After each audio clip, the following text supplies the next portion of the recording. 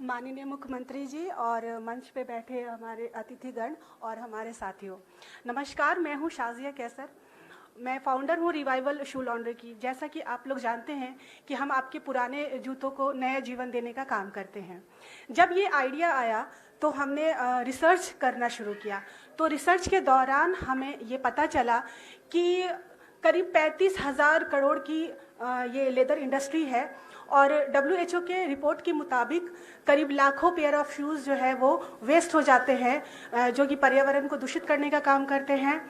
तो हमने बहुत बारीकी से ये जब सर्च किया तो हमें ये लगा कि अगर इसका 1% भी सर्विस देने में हम कामयाब हो जाते हैं तो ये एक नई कैटेगरी बन सकती है और एक नया बिजनेस अपॉर्चुनिटी इसमें क्रिएट किया जा सकता है। जब हमने रिसर्च को और बारीकी से किया तो हमने जब ढूंढा कि कोई इसका प्रोवाइडर है या नहीं, तो उसके ऑप्शन में हमें रोड साइड कॉबलर नजर आए। तो हमने ये देखा कि 30 साल पहले जो कॉबलर रोड किनारे था आज भी वो वही है। उसका रीज़न ये हुआ कि उन्होंने अपने आप को अपग्रेड नहीं किया और अब उनकी भी संख्या विलुप्त होती जा रही है।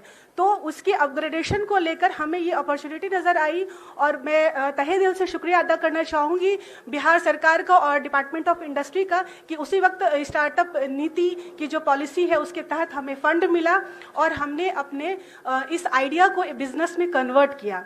और एक सरल से बिजनेस को कैसे कॉरपोरेट में डेवलप किया जाता है, यहाँ से मैंने बिजनेस की बारीकियों को सीखा।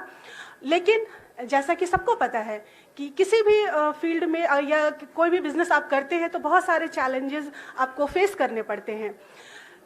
सारे लोग फेस करते हैं। हमारा कुछ ज़्यादा ही चैलेंज था क्योंकि मैंने जिस सेक्टर को चूज़ किया था वो पूरी तरीके से मैन डोमिनेटिंग एरिया था। महिला की वहाँ पे कोई भी गुंजाइश नहीं थी।